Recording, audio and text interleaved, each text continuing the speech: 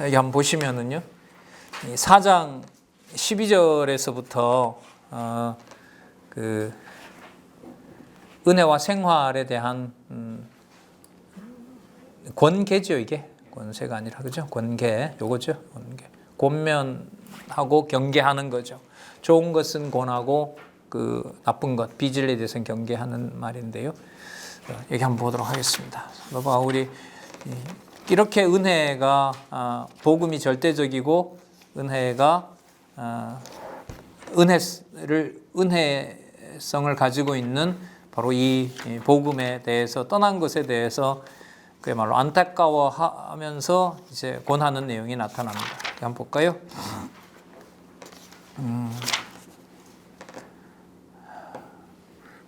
14절 한번 보면은요.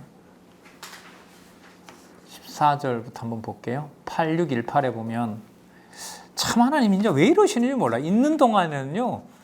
고린도 교회 성도들이 이렇게끔 사도 바울의 말씀을 좋아하게 했는데 떠나고 난 다음엔 어떻게 이렇게 속절없이 무너지게 하는지 진짜 그러니까 하나님이 하신다는 말을 할 수밖에 없겠죠. 14절 너희를 시험하는 것이 내 육체에 있으되 이것을 너희가 업신여기지도 아니하며 버리지도 아니하고 아마 신체적 약점이 아마 굉장히 취약했던 것 같아요. 그걸 가지고 사도 바울을 놀리거나 이렇게 하지도 않은 것 같아요. 그러니까 신체적인 어떤 약점을 가지고 문제 삼을 수도 있는 환경이었는데 절대로 그렇게 하지 않은 거죠. 오직 나를 그럼에도 불구하고 뭐와 같이 여겼다 그래요? 하나님의 천사와 같이 또는 그리스도 예수와 같이 영접하였도다.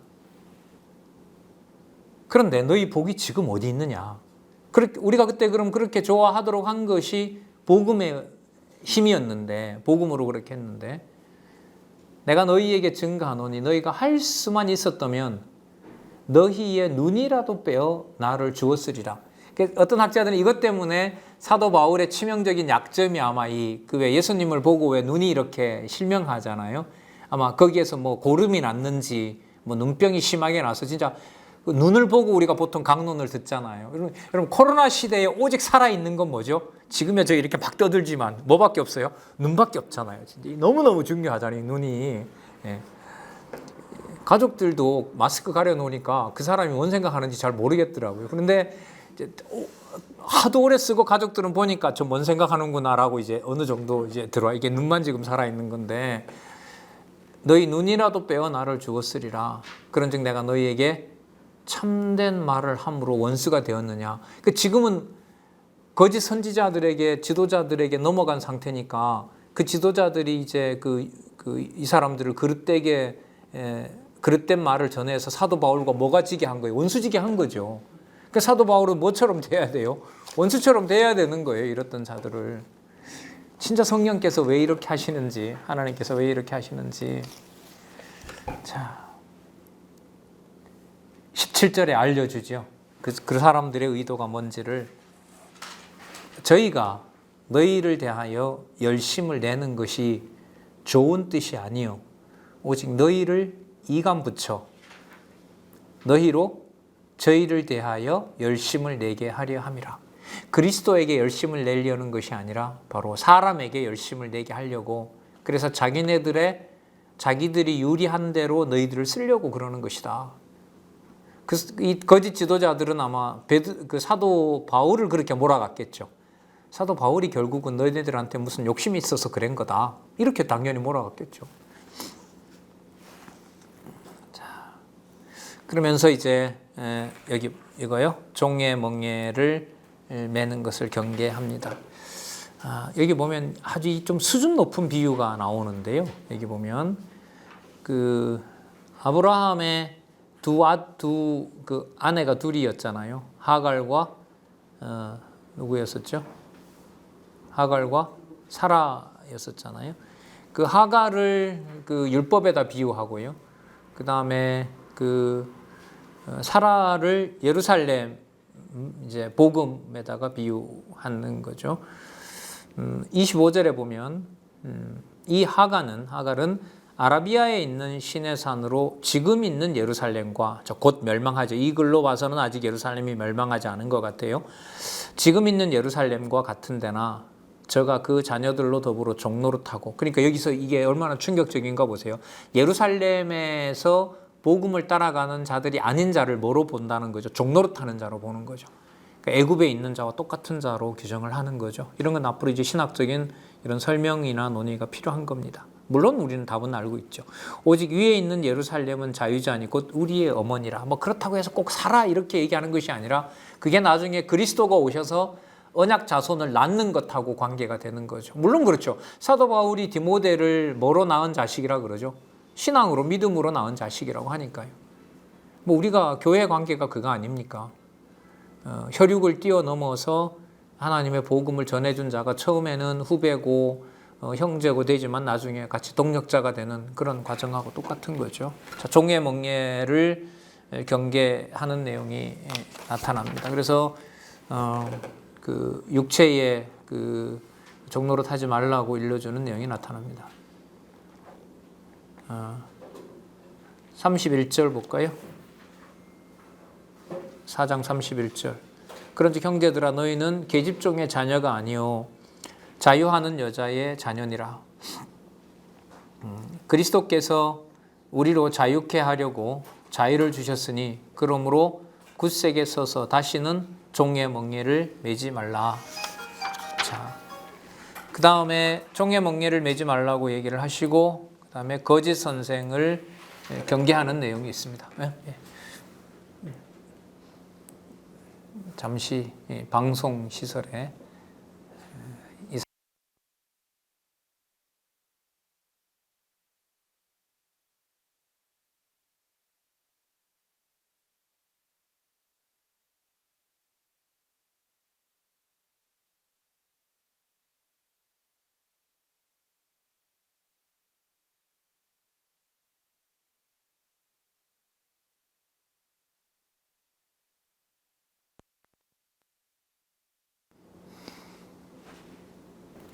됐습니까? 예. 자, 거짓 선생을 경계하는 그 근거는 뭐냐 하면 4절에 나오죠. 5장 4절에. 5장 4절 보겠습니다. 율법 안에서 의롭다함을 얻으려 하는 너희는, 이제 거짓 선생에게 끌려간 자들이죠. 너희는 보세요. 그리스도에게서 끊어지고. 그게 단순 사건이 아닌 거예요. 사도 바울이 좀 문제가 있지 않아요? 이런 말이 단순한 어떤 사도 바울에 대한 어떤 그런 문제가 아니라 그리스도로부터 끊어놓으려고 한다는 거죠. 매우 강하죠. 은혜에서 떨어진 자로다. 자기 의를 세우려고 하는 자들인 거죠. 5절에 보면 아주 그 개념들이 딱 뭉쳐져 있어요. 우리가 성령으로 믿음을 쫓아. 자, 성령도 약속대로 왔다 그랬죠. 성령도 율법과 상관없이 온 거죠. 그 다음에 믿음도 왔다고 그랬죠. 성령으로 믿음을 쫓아 의와 소망을 기다리노니, 의라고 하는 것은 하나님의 정하신 뜻이 이 땅에 우리의 의지와 상관없이 서는 거죠. 우리가 좋아하는 것이 아니라 하나님이 좋아하는 것이 반드시 선다는 것이죠. 그게 바로 주어진 약속이고 거기에 대한 소망을 가지고 있는 거고요. 6절에 보면 그리스도 예수 안에서는 할례나 무할례가 효력이 없되 사랑으로서 역사하는 믿음뿐이니라. 그러니까 온 믿음이 우리에게 하나님께서 주신 사랑이 역사하는 증거가 된다는 거죠. 그러면 사도 바울에게 눈이라고 빼어주고자 했던 것의 원천은 그것을 했던 그 사람들의 공로를 사도 바울이 부추기는 것이 아니라 무슨 믿음을 강조하는 거죠? 사랑으로 역사하는 믿음을 얘기를 하려는 거죠. 그러니까 그 사람들이 이렇게 비난할 거 아니에요? 사도 바울 보면. 사도 바울이 우리를 보고 경계하라 그랬느냐? 야, 그런데 사도 바울도 자기의 말을 따르라고 하지 않았느냐? 이렇게 아마 또 둘러댔을 거란 말이죠. 거기에 대해서 사도 바울은 뭐라고 하냐면 아까 5절에 성령으로 믿음을 쫓아 의의 소망을 여러분들에게 기다리도록, 의의 소망을 기다리면서 살도록 하기 위한 것이지 내 종을 만들기 위한 것이 아니었다. 내 종을 만드는 자들을 아까 여기 보면 어떤 자들이라 그래요? 그 사람들이 바로 거짓 선생인 거죠. 자, 그래서 11절에 한번 볼게요. 11절에 형제들아 내가 지금까지 할례를 전하면 뭐 할례뿐만 아니라 여러 가지 아까 지키는 거 있잖아요. 그걸 얘기했으면 어찌하여 지금까지 핍박을 받으리요. 그리하였으면 그러니까 할례를 전하면서 유대인들이 대충 얘기했던 거 이렇게 섞어서 그렇게 전했으면 십자가에 거치는 것이 그쳤으리라. 십자가에 거치는 것이 거쳤다는 말은 그리스도가 받았던 십자가의 고난을 내가 따라갈 이유가 없다. 누가 그걸 모르느냐. 그래서 이런 거죠. 너희들에게 쉽고 안전한 길을 안내하는 것이 복음으로 안내하는 길이 아니라 너희들로 하여금 그 사람들에게 율법의 욕심을 내게 하려는 것이다. 참 이거 여러분 인간적으로는 이게 벗어나기가 힘들죠. 사람에게 그 어려움에 처한 사람에게 두세 번 호의를 베풀었을 때 그걸 그냥 무시하고 지나가기가 진짜 어렵잖아요. 근데 하나님 이걸 철저하게 사용해요. 자 보세요. 사도 바울이 얼마나 좋았는지 사도 바울에게 눈까지 빼주려고 하는 관계에서 또 어떻게 만들어버려요? 원수지게 만들어 놔버려요. 그리고 원수지게 만들어 놓고 언제 그랬냐 싶게 더 그 사람을 싫어하게 해요. 그렇게 하고 누가 해 가신다는 걸 깨닫게 하세요? 알려주세요. 성령께서 하나님께서 그렇게 해 가신다는 것을 깨닫게 하는 거죠. 자 12절에 보면 너희를 어지럽게 하는 자들이 스스로 베어버리기를 원하노라. 심판받기 원한다는 거죠. 저자들이 심판받기를 원한다. 분명히 그들은 잘못된 거짓 선생이었다라고 얘기를 합니다. 자 그러면 너네들이 복음 안에서 행한 행동을 내가 그럼 다 잘했다고 하는 거냐? 그게 아니라는 거죠. 그래서 여기 5장 13절에서부터 6장 내용은 처음에 이렇게 시작하는 거죠. 13절에 나오죠. 자, 그런데 너희들의 어떤 그러한 복음을 듣고 행하는 잘못된 것에 대해서 알려주겠다. 내가 있을 때도 얘기한 것일 수도 있는데 다시 한번 너희들에게 얘기한다. 이런 의미도 되겠죠. 형제들아 너희가 자유를 위하여 부르심을 입었으나 그러나 그 자유로 육체의 기회를 삼지 말고 오직 사랑으로 서로 뭐하라? 종노릇하라. 이게 이제 권계인 거죠. 사도 바울의 명령이 아니라 바로 성령께서 깨닫게 해주시는 말씀이라고 할 수가 있겠죠. 이 말씀으로 보면은요, 아마 여기에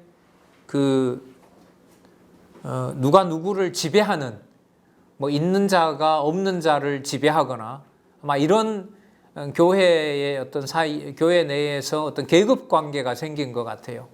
그러니까 사도 바울이 자유롭게 했는데 왜 내가 당신을 따라야 되느냐? 야, 규모 없이 그렇게 막 해버리게 되면 교회의 질서가 있을 수 있느냐? 교회의 질서가 무너지지 않느냐? 아마 이런 것으로 이제 문제가 된 것 같아요. 그 다음 말씀에 보면 좀 더 드러나죠. 온 율법은 내 이웃 사랑하기를 내 몸과 같이 하라 하신 말씀에 이루었나니 5절에 15절에 만일 물고 먹으면 피차 멸망할까 조심하라. 사태가 좀 심각하죠. 그 성도들끼리 고린도 교회에서 나왔던 것처럼 이 갈라디아 교인들도 서로 뭐 하는 거죠? 서로 물고 뜯고 하는 거예요. 내가 왜 당신 말 들어야 되냐? 그걸 이제 가만히 지켜보고 있어요. 거짓 지도자들은. 그리고 뭘 제시해요? 율법을 지켜라. 율법에 보면 전장자에게는 이렇게 하고 부모에게는 어떻게 하고 어른에게는 어떻게 하고 배상은 이렇게 하고 그 율법에 다 나와 있다. 그걸 지켜야 되지 않느냐. 사도 바울이 그런 거 얘기 안 해주지 않았느냐. 할 말이 없는 거죠. 이 정도 되면. 자, 사도 바울이 여기에 대해서 16절에 너희는 성령을 쫓아 행하라. 그리하면보다 그래서 이렇게 되면 그래서 육체의 욕심을 이루지 않으리라. 그럼 성령을 쫓아 행하는 게 뭡니까? 그러니까 이 갈라디아서를 써준 거예요. 갈라디아서를. 자, 19절에 이제 밝혀주죠. 그럼 육체의 일은 어떤 거고 성령의 일은 어떤 겁니까? 이렇게 질문을 하겠죠. 여기에 대해서 답합니다. 육체의 일은 현저하니 음행과 더러운 것과 호색 이거 전부 다 그 육체의 기회로 삼는 어떤 아주 자극적인 일들인 거죠. 이건 또 뭐하고 연관됩니까? 그 다음에 나오는 우상숭배하고 연관이 됩니다. 우상숭배와 술수 여러분 종교 지도자들의 어떤 술수가 얼마나 아주 치밀하고 남들 약점을 잘 잡아내요. 그 다음에 결과는 어떻게 되죠? 원수를 맺는 것과 분쟁, 필일로 가죠. 쪼개는 거니까요. 그 교회를 쪼개놓는 거잖아요. 시기와 분냄과. 여기 보면 주석에 보면 아주 상세하게 잘 설명을 해놨습니다. 이런 것들은 주로 감정적인 범죄에 해당되고요. 그 다음 볼까요? 당 짓는 것과 불리함과 이단, 교리 문제겠죠. 그런 것으로 이간시키는 문제요. 그 다음에 복음의 자유함이니까 마음대로 해도 돼. 투기와 술 취함과 방탕 같은 거. 그 다음에 또 그와 같은 것들이라. 전에 너희에게 경계한 것 같이 경계하노니 이런 일을 하는 자들은 하나님 나라를 유업으로 받지 못할 것이다. 좀 간단하게 말하면 이런 거예요. 앞에 있는 이런 온갖 짓을 하면서도 거기에 뭐를 갖다 붙여요? 이게 바로 사도 바울이 우리에게 가르쳐준 복음의 자유다. 이렇게 가르쳐요. 이게 그 에피큐리안들이 쾌락주의자들 속에 들어와 있는 이제 아주 이방 철학적인 요소들인데요. 그러니까 유대인들이 자기네들의 법을 지키도록 하기 위해서 무엇으로도 엉망을 만들어 놓는 거죠. 사도 바울이 또 그리스도가 죽으면서 우리에게 어떤 거리낀 것도 그냥 다 없애버렸다. 그러니까 무슨 짓을 하더라도 그게 뭐가 안 된다? 죄가 안 된다. 그러니까 마음껏 다 해도 좋다. 그런 걸 하고 싶기도 하고 그걸 조장하기도 하는 거예요. 그래서 뭘 엉망으로 만들어 놓아요? 교회를 엉망으로 만들어 놓아요. 그 다음에 뭘 얘기하는 거예요? 자, 이게 과연 사도 바울이 전한 복음이냐? 이게 교회를 세운다는 거냐? 그러니까 뭐가 필요하다? 율법이 필요하다. 아주 교묘하죠. 그래서 여러분들 많이 듣지 않았습니까? 그러니까 교회의 제도가 필요하다. 당회가 필요하고 노예가 필요하고 총회가 필요하고 성경은 성경이고 사람이 사는 질서에는 사람이 지배와 피지배 관계가 그래도 있어야 된다. 그걸 명시해 놓자. 몇 조 몇 항 몇 항에 집사된 자는 장로된 자는 뭐뭐여야 하고 몇 세 이하여야 되고 뭐뭐이어야 한다. 이렇게 딱딱 못을 박자하는 거죠. 이건 앞으로 그리스도가 오실 때까지 복음을 훼손하려고 하는 자들에게 있어서는 반드시 육체의 자유를 방종으로 끌어가려는 유혹을 끊임없이 할 것이고요. 그래서 지금 이 기독교 단체들이 국회에 입법화되는 거 아주 강력하게 지금 반대하고 있는 법이 있잖아요. 사실 인간적으로 보면 참 위험한 법이에요, 그건. 진짜 저는 일제 차별금지법이라는 건데 어떤 종교, 어떤 차별, 무슨 짓에 대해서도 남에게 비방하면 그 사람을 고소할 수 있는 법이 차별금지법이에요, 쉽게 말하면. 그러니까 공부 시간에 미국이나 그런 나라는 그렇죠. 미국의 모든 주는 그렇지 않은데 얼마 전에 그거 나왔죠. 제가 학교 선생님인데 제가 기독교인이에요. 이슬람은 우리 사회에 문제가 많아요. 미국 사회에서. 얘기하잖아요. 고발하면 돼요. 그럼 그 사람 벌금 물어야 돼요. 그게 심하게 되고 어떤 학생을 지목해서 하잖아요. 그러면 형사처벌 받아요. 예를 들면 장로님이 길을 갔다가 보니까 멀쩡한 두 남자놈이 입을 맞춰요. 저것들이 미쳤나 이렇게 얘기를 해요. 지금까지는 아저씨 뭔데요? 라고 우리한테 간섭해요라는 걸로 끝나겠지만 그 법이 통과되면 어떻게 돼요? 장로님에게 손해배상을 청구해요. 그러니까 어떤 자유에 뭐로 가는 거죠? 극치로 가는 거죠. 그러니까 마찬가지죠. 우리가 이렇게 하는 이게 뭔 놈의 교회냐라고 내가 막 비방해요. 그럼 그 법이 통과되면 우리가 어떻게 할 수 있어요? 법으로 갖다 고소할 수 있어요. 손해배상을 청구해요. 우리에게는 참 유혹거리겠죠. 참자니 속 터지고 또 복음적인 것도 아니고 성경에서 말하는 것도 아닌데 그냥 참고 있자니 뭐가 터지고 복창이 터지고 이런 법이 있어요, 지금. 그 법을 지금 기독교에서는 진짜 집회 때마다 그걸 없애려고 하는 거거든요.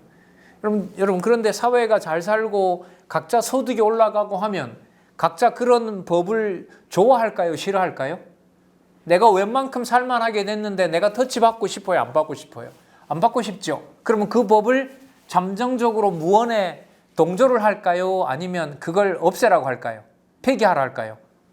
예, 그걸 통과시키라는 그 암묵적인 인정을 하는 거죠, 사람들이. 예, 서구가 그렇게 해왔으니까. 예. 그리고 여러분 이제 갈라디아서의 이 지금 상황으로 보면 그건 거예요. 야, 복음으로 모든 거 다 해도 돼. 그리고 엉망진창이 돼요. 그리고 야, 사도 바울이 가르친 복음이 이거냐? 교회가 이렇게 난장판이 된 건데? 그러니까 이러지 말고 나도 복음을 아는데 이렇게 하지 말고 우리 어떻게 하자? 율법 지키자. 적어도 지켜야 교회 질서가 생기는 것이 아니냐. 그래도 우리끼리 합의해서 요런 조항들은 좀 몇 조항으로 만들어 놓자. 여러분, 이걸 말씀으로 대안을 제시하고 가르쳐 주고 소개하지 않으면 이런 절차에서부터 쉽게 자유를 얻을까요? 못 얻을까요? 얻기 힘들죠. 진짜 말씀에 대한 이 풍부한, 이 단단한, 진짜 관절과 골수라 그러잖아요. 관절과 골수로 어떤 그 비진리의 그 간악함, 여기 보면 싹 속여서 교회를 흐트러뜨리고 마치 자유를 얘기하는 것처럼 보이지만 교회를 엉망진창으로 만들려고 하는 그걸 진리의 눈으로 탁 포착한다는 것은 참 쉽지 않는 것 같아요, 이게.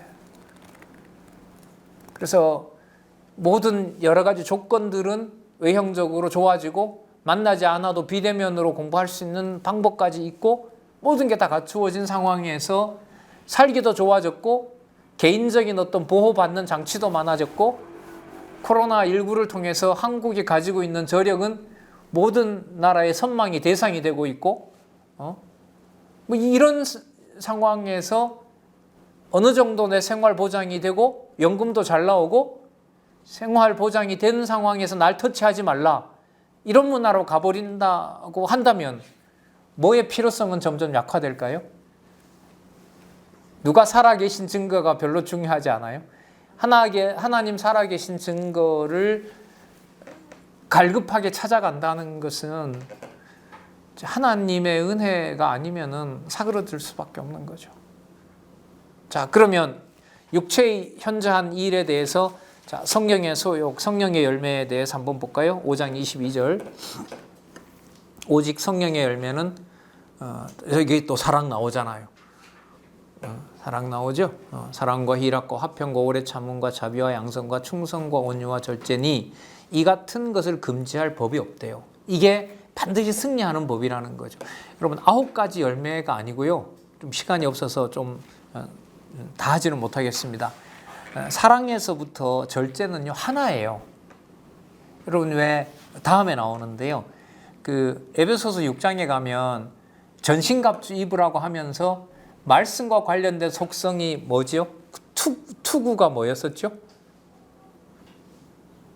구원의 투구 맞죠?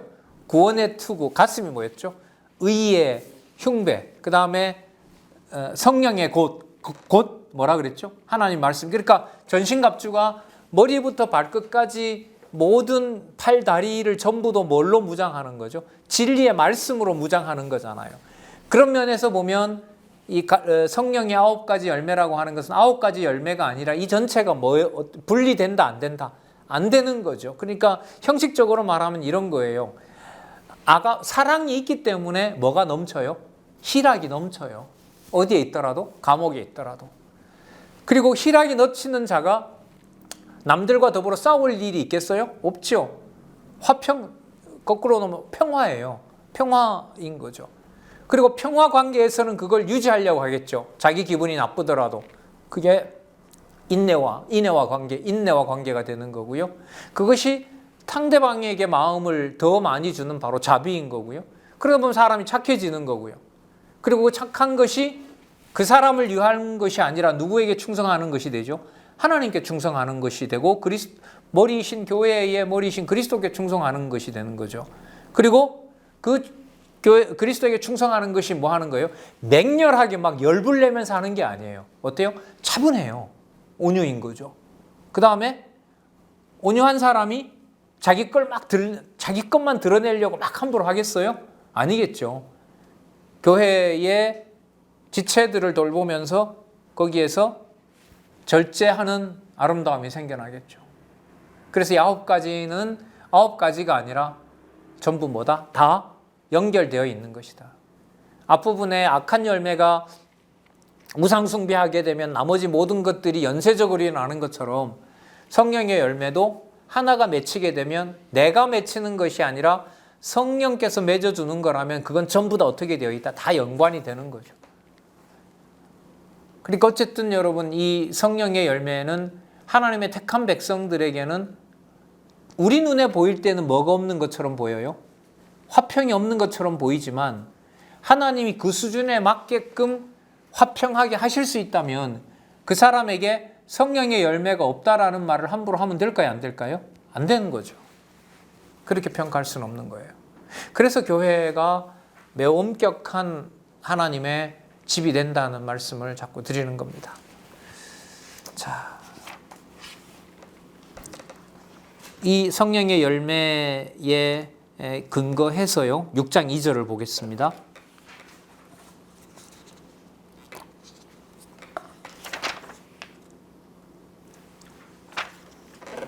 너희가 짐을 서로 지라 그리하여 그리스도의 법을 성취하라. 이 부분에 어떤 주서 해석을 다시 했거든요. 8638 첫 번째 달랑 밑에서부터 네 번째 줄을 볼게요. 따라서 본문은 8638 첫 번째 달랑 밑에서부터 네 번째 줄. 따라서 본문은 너희는 상호 간의 고통을 참으라. 역시 이런 방법으로 그리스도의 법을 이룰 것이라. 상호 간의 고통을 참으라는 말은 뭐냐면 상대방이 나에게 듣기 싫은 소리, 인격적인 모독을 하더라도 그가 누구 안에 있는 거라면 그리스도 안에 있는 한 지체라면 그 수고로움을 서로 어떻게 한다? 서로 나누어 갖도록 해라. 나누어 갖도록 해라. 바로 그게 누구의 법을 성취하는 것이 된다? 그리스도의 법을 성취하는 것이 된다. 왜냐하면 아까 그 갈라디아서에서 많이 인용되는 많이 보는 구절을 우리가 지나왔는데 갈라디아 2장 20절 있잖아. 이제는 내가 산 것이 아니요 내 안에 누가 산 것이라 그리스도께서 사신 것이라 그 구절이 있잖아요. 그 구절을 가져와서 말씀을 드린다면은 서로 짐을 지라라고 하는 말은 뭐냐면 고통을 서로 나누어 가지라는 거죠. 그러니까 아까 얘기했던 성령의 9가지 열매의 가장 분명한 증거가 뭐냐 하면 지체고 동력자라고 했을 때 그 짐을 나누어 갖는 지는 짐이에요. 여러분 우리 기독교 지도자 협의회 내에서 이 지방에 있는 어떤 교회도 그렇지만은요. 어쨌든 제가 잘은 모르지만 예를 들면 이 건물에 이렇게라도 편안하게 와서 이렇게 여러분들에게 같이 공부할 수 있게 이래 된 것도 그냥 쉽게 이렇게 되는 건 아니죠. 다달마다 뭔가 져야 될 부담이 있는 거고요. 저도 제가 있는 그 건물에 이런저런 이제 봉사를 하고 있습니다만은 참 생각을 많이 하게 돼요. 참 하나님께서 깨닫게 하는 부분이 참 많다 이런 생각이 들고요. 그리고 우리 기지협에서 하는 일을 여러분들 아시겠지만 누구의 명령 때문에 그 어떤 단체의 이른바 회장, 사회 담당의 눈치를 보면서 어떤 일을 하는 게 있어요, 없어요? 거의 없죠, 이제는. 그죠? 그러다 보니까 인간적으로 보면 일이 빨라요, 더뎌요? 더디죠. 더디어요. 그러나 원리로 보면 어느 누구의 어떤 명령에 의해서 되는 것이 아니라 그 사람의 짐을 알게 될 때까지는 말씀의 바탕을 둔 공부가 되고 그걸 깨닫게 될 때까지 오랜 시간이 걸려요. 시간을 요하는 문제예요. 거기서 말씀의 공급을 받지 않으면 견디기가 힘들고 혼자 지탱하기가 어려워요. 그래서 이른바 뭐 된다 그러죠. 교회를 많이 하다가 뭐 든다 그래요. 시험 든다는 말을 참 많이 하죠. 예. 자, 그래서 6장 2절 같은 경우에 여러분 이렇게 한번 볼게요. 복음의 은혜성인데 여러분 이 갈라디아서 주제가 복음의 은혜성인데 6장에 와서 결국 마치는 걸로 보면 은혜는 반드시 어떤 경우로 간다는 거죠? 상대방의 무거운 짐을 같이 뭐하는 걸로 져주는 것이 바로 은혜의 열매인 거죠. 그러니까 여러분 우리 교회 가운데 왜 양육교회가 있고 우리 은사교회가 있잖아요. 은사교회 같은 경우에는 어떤 동일한 목적에 대해서 특정한 연보를 하는 거 아니겠어요? 마음을 같이 하는 사람들이 혼자 지기 어려운 짐을 상대방이 져주는 거란 말이죠. 네? 그 다음에 양육교회 같은 경우에는 자기의 어떤 시간과 경제적인 여력을 들여서 그 복음을 듣고 싶어하는 자에게 어떻게 양육하는 그런 어떤 그야말로 그 봉사를 하고 있는 거고요. 그래서 갈라디아서가 6장이지만은요, 이게 어떤 이야기가 아니라 모든 개념들이 이른바 교리적인 개념들인 거예요. 개념들은 여러분 막 갖다 쓰면 어떻게 돼요? 머리 진짜 혼란스러워요. 아까 우리 고린도후서 13장 13절 얘기도 했지만은 그 자리에 그 설명할 때 필요한 거고, 그 설명이 다 되면 뒤에 나오는 것하고 뭐가 돼요? 또 연결이 돼야 되고, 아주 그런 치밀한 어떤 이 논리적인 연결이 필요하거든요. 전체적으로 봤을 때 갈라디아서의 은혜성이라고 하는 것은 성령의 열매, 그 고난과 함께 뭐라 그랬죠? 짐을 서로 지는, 고난을 서로 나누어 갖는 것이 무엇을 깨닫는 것하고 직결된다? 복음의 절대성과 은혜성을 깨닫는 것하고 직결된다라는 거죠. 나는 말씀이 좋아, 나만 좋으면 돼. 이건 갈라디아서의 구조는 아니죠. 복음은 그야말로 사도 바울을 위대하게 만들고 싶지만 사도 바울을 따라가는 것이 아니라 그리스도를 따라가는 것이고, 하나님의 지체들은 반드시 아까 5장 23절에 이 같은 것을 금지할 법이 있다 없다? 없다. 그러니까 육체적인 어떤 방탕함이 아무리 교회를 난잡하게 하더라도 성령이 함께 하신다고 하면 성령의 9가지 열매는 반드시 뭐 하게 되어 있다? 맺게 되어 있다. 내 눈에 양선하지 않다고 해서 저 사람이 뭐가 없다? 양선하지 않기 때문에 율법을 지켜라라고 하면 안 된다는 거죠. 진짜 이 목에 피가 터지는 소리 같아요. 사도 바울 같은 경우에는 아까 나왔지만은 있을 때 눈이라도 빼준다고 했으니까. 요즘이야 의술이 발달해서 이렇게 뭐 교체하잖아요. 눈 같은 경우에도 신체 기관들을 상당한 부분까지 막 교체하잖아요. 지금 보면은 어쨌든 그 정도까지 주었는데 말 몇 마디에 교회가 조금 불안할 때 사도 바울의 복음을 그 문제가 있다고 하고 받아들이지 않게 된 상황에서 사도 바울로 하여금 바로 이 갈라디아서를 쓰게 한 거죠.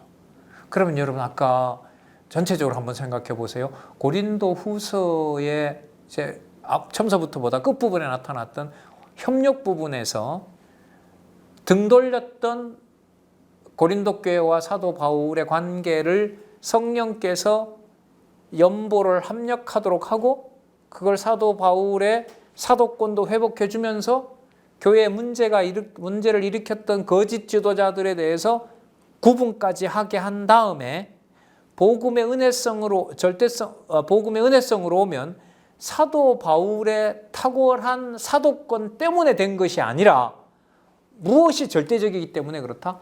사도 바울을 감화시켰던 복음이 절대적이기 때문에 그렇고, 그 복음은 전적으로 하나님의 은혜로 된 것이고, 문제가 좀 있다 하더라도 성령이 함께 하시는 교회이므로 반드시 양육되게 되어 있다. 무슨 열매가 맺히게 되어 있다? 성령의 열매가 맺히게 되어 있고, 성령의 열매가 맺히게 되면, 자, 여기서 한번 잘 들어보세요. 성령의 열매가 맺히게 되면 연보하는 정도에서, 물질적인 연보하는 데서 끝나는 것이 아니라 지체에 뭐까지 함께 짊어진다?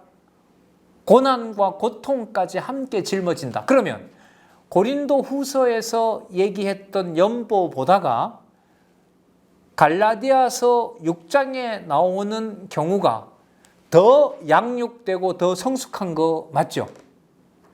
단지 예루살렘에 뭐 하는 정도에서, 연보하는 정도에서 지체가 힘들어하는 뭐까지 같이 지는 거죠? 십자가까지 같이 지는 뭐의 결과가, 무엇을 맺은 결과가? 성령의 열매를 맺은 결과가.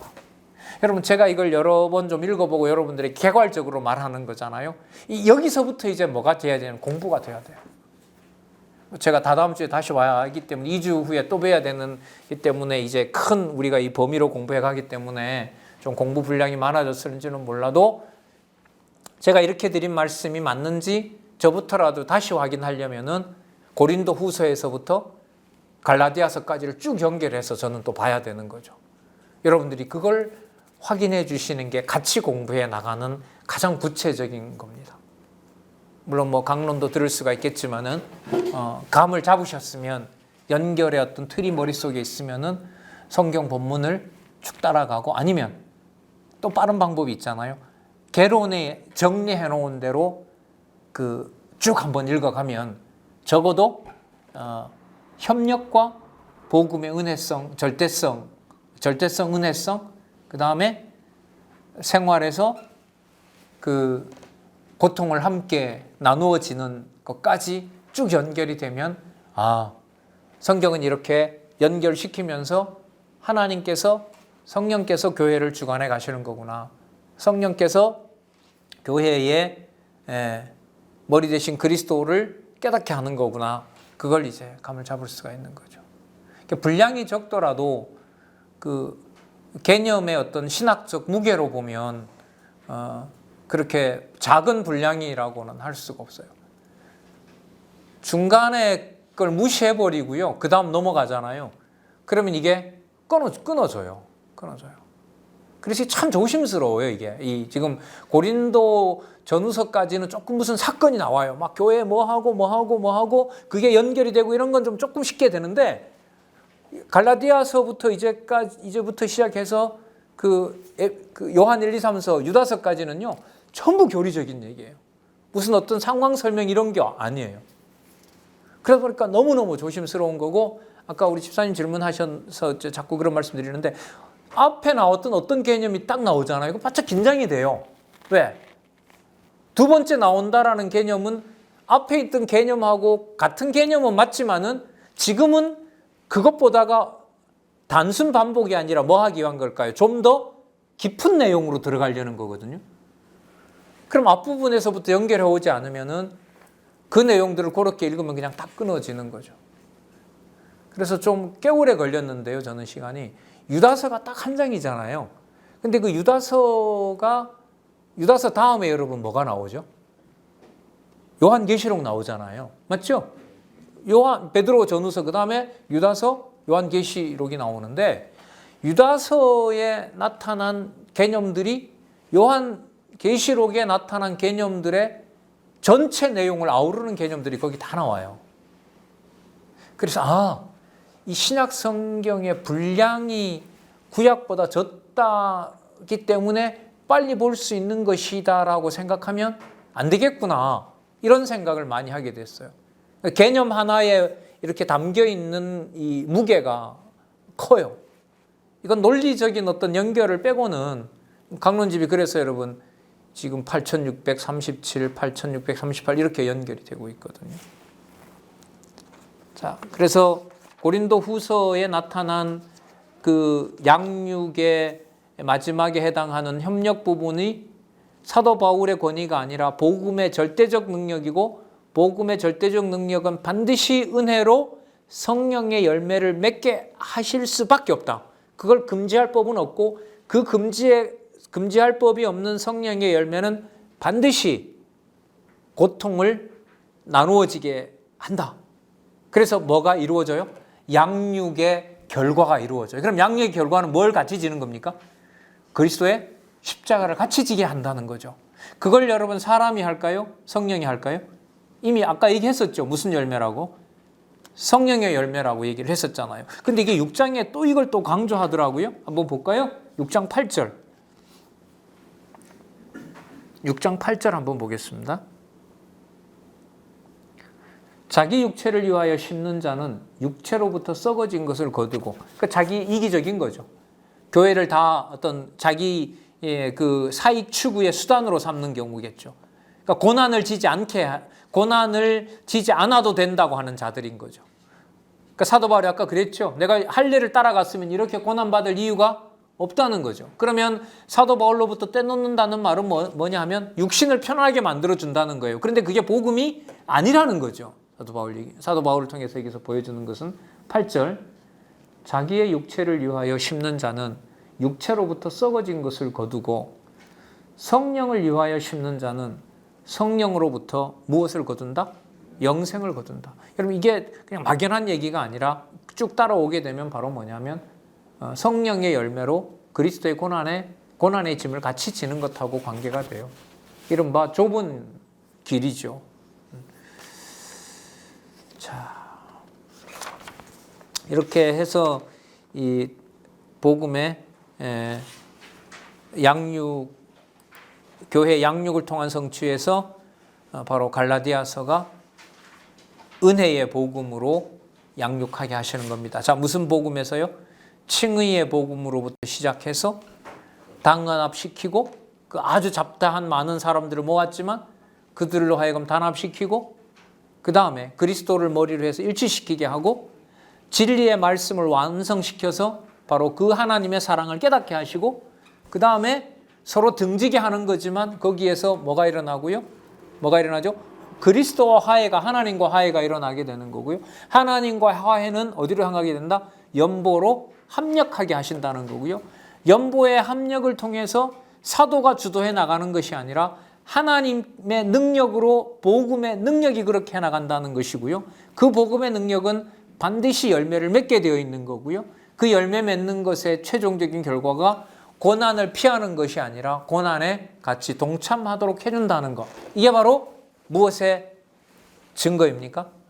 양육의 증거라고 하는 것이 바로 갈라디아서까지 온 내용입니다. 그래서 글쎄 여러분들 어떠신지 모르지만 저는 이 사도행전 이후에 로마서까지는 너무 좋은 거죠. 제가 또 이 논리학이나 철학이나 이런 부분들을 공부를 하다 보니까 그 사도행전이 이렇게 해서 성령께서 오셔서 약속하신 대로 교회를 세웠구나. 뭐 딱 정리가 나름대로 좀 되는 것 같아요. 그러니까 세웠으니까 칭의의 복음으로 의롭게 해주는 실체적인 언약의 첫 번째 내용인 자손 언약을 이루셔야지. 그게 더 좋은 거예요. 맞아. 그 다음부터 이제 이 고린도 전후서의 이 여러 다양한 이 내용들을 이제 과거로 이제 박 목사님이 목회하실 때니까요. 이건 너무 인위적으로 본인의 어떤 의도를 가지고 묶어놓은 게 아닌가. 이게 꽤 한참 같고요. 여러분 그 생각 근데 왜 할까요? 뭘 모르니까 그런 말을 해요. 성경 본문을 제가 안 엮어봤으니 성경 본문의 내용이 뭐가 나오고 그걸 어떻게 세트로 만들고 그걸 성령을 주어로 놓고 하나님의 계시로 놓고 이 생각을 해본 적이 없으니까 그냥 머리가 따라가지 않으니까 누가 짜놓은 틀이 아니야? 뭐 이런 의심만 자꾸 하게 되고요. 그래서 안 봤으면 이제 저도 뭐 성경을 못 봤겠죠. 근데 과연 그런가 하면서 이제 보게 된 거고요. 그 다음에 이 고린도 전후서 다음에 갈라디아서 나오는 거는 다시 로마서로 돌아간 느낌요. 은혜다 그러고 성령께서 열매를 맺힌다 그러고 여러분 로마서의 8장에 9장에 그거 나오잖아요. 성령의 말할 수 없는 탄식. 성령의 말할 수 없는 탄식이 성령의 열매구나. 다시 로마서로 돌아가네. 진짜 이게 연결이 뭔가 되는 것 같은데 이게 심화가 안 되는 거예요. 이 역시도 어디서 오는 문제일까요? 그게 그거 같아라는 말은 그게 아니다라는 걸 구분을 못하고 읽다 보니 비슷한 내용이 나오면 그게 그거 같아라는 말을 할 수밖에 없었던 거죠. 글쎄요, 우리 이제 공부를 어쨌든 마치면 뭐 우리가 여기서 같이 공부한 내용들이 이제 사이트에 올라간 거니까요. 저도 관심을 가지고 또 제 나름대로 이제 뭐 저희 이렇게 메모하면서 준비해 오거나 이렇게 했으니까 이제 강론주 18권을 이제 처음으로 이렇게 해본 거기 때문에 더 명확하게 더 짧게 안내를 해주는 걸로 아마 저는 고민을 할 거예요. 그러니까 본문 내용도 10분을 얘기하더라도 더 핵심적인 내용들을 더 쭉 줄여서 소개하는, 그렇게 하려면 저 역시도 무슨 내용이 이렇게 바탕에 많이 깔려야 되죠? 성경 본문 내용이 많이 깔려야 되는 거죠. 제 영혼이 살기 위해서라도, 내 영혼의 풍부함을 위해서라도 그게 저로서는 아마 남성교회 강의를 정리하면서 저한테 남는 것 같아요. 더 열심히 보고 싶은 어떤 동기가 된다고 봅니다. 마찬가지죠.